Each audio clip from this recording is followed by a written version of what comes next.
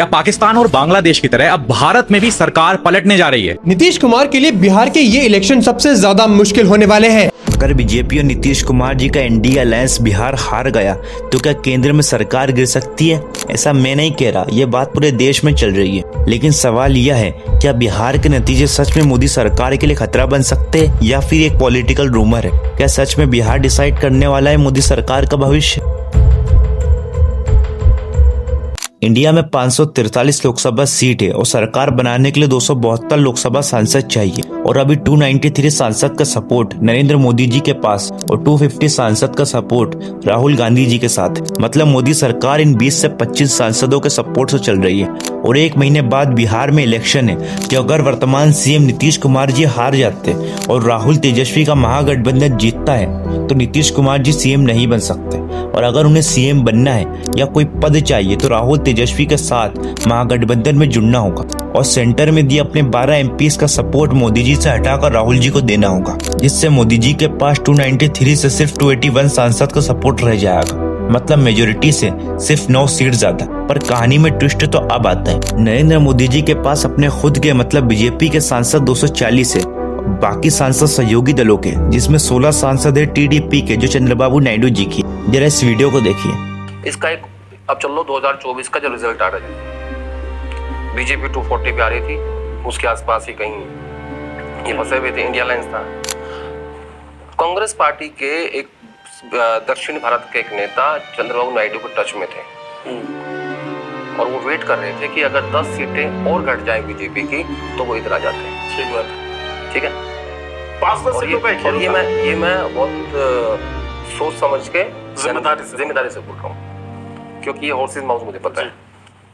अगर 10 सीटें ऊपर नीचे हो गई थी ना, चंद्रबाबू नायडू इधर होते और सरकार विपक्ष की होती। इन्होंने क्या कहा, 25 सीटें। मतलब जो आदमी रिजल्ट के दिन ही इंडिया ब्लॉक के साथ जुड़ने वाला था उसे मनाना मुश्किल नहीं होगा। तो अगर चंद्रबाबू नायडू जी और नीतीश कुमार जी इस तरह इंडिया अलायंस में जुड़ते हैं तो leader of the opposition Rahul Gandhi ji के पास 278 सांसद का सपोर्ट होगा और मोदी जी के पास 265 सांसद का सपोर्ट होगा। ऐसे ही 11 साल से लगातार चल रही मोदी गवर्नमेंट गिर सकती है, क्योंकि मेजोरिटी 272 होती है जो मोदी सरकार के पास नहीं होगी और कांग्रेस की अगुवाई में चल रही इंडिया अलायंस के पास होगी।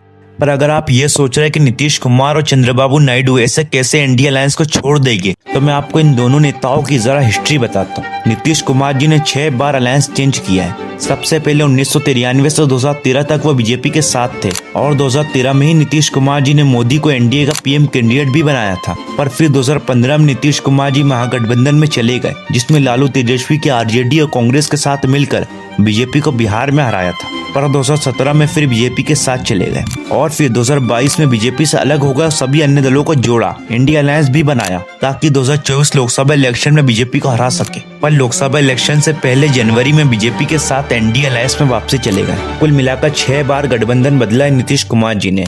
एनडीए से अलग होकर महागठबंधन में, महागठबंधन से अलग होकर एनडीए में, फिर महागठबंधन में और उसके बाद फिर एनडीए में।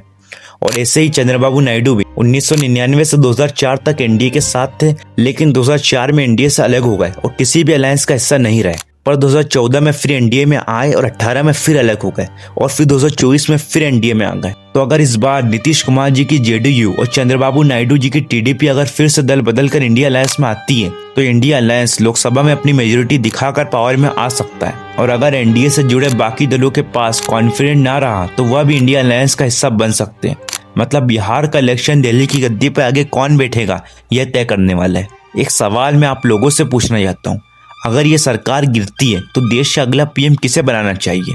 देश की जनता थक गई है बदलाव के नारे सुन सुन के। हर दौर में वही हवा चलती थी और वही हवा चलेगी या बदलेगी। सरकार गिरेगी या 5 साल बाद बदलेगी या फिर वही आएगी, कोई भी सरकार कुछ नहीं बदलेगी। जो बदलना है हम देश के युद्ध को ही बदलना है अपनी मेहनत से।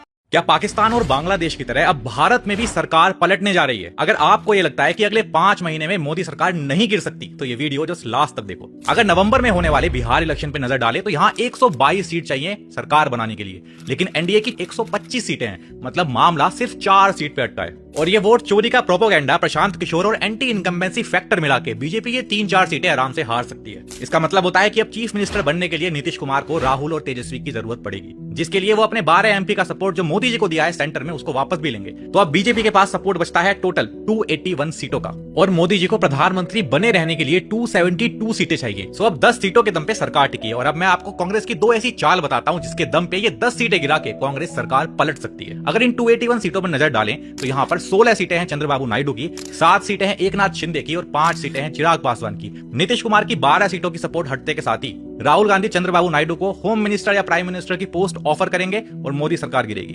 अगर आपको इसमें थोड़ा भी शक है तो 1977 का चौधरी चरण सिंह का प्रधानमंत्री बनने का किस्सा पढ़ लेना। नंबर 2, एकनाथ शिंदे को या तो महाराष्ट्र का चीफ मिनिस्टर बनाया जाएगा या फिर सेंटर के अंदर इन बिग 4 मिनिस्ट्री में से कोई एक ऑफर की जाएगी। प्लस चिराग पासवान जो वैसे भी बिहार में एनडीए के साथ नहीं लड़ रहे हैं, उनको भी प्रमोट करके इन 4 बिग मिनिस्ट्री में से एक दी जाएगी और इन 12 एमपी की सपोर्ट हटते के साथ ही मोदी गवर्नमेंट गिर जाएगी। ये तो पूरा इंटरनल गेम हो गया जो मोदी सरकार को पलट सकता है।